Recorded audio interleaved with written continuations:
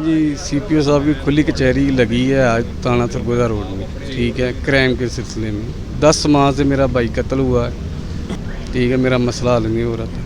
आज सीपीओ साहब ने उनको वार्निंग दी है कि एक हफ्ते के अंदर अंदर आप बंदे पकड़े, ठीक है। मैं सीपीओ साहब से मुतमिन हूँ, अल्लाह पाक ऐसे सीपीओ हर शहर में लगाए, बस यही मेरी दुआ है।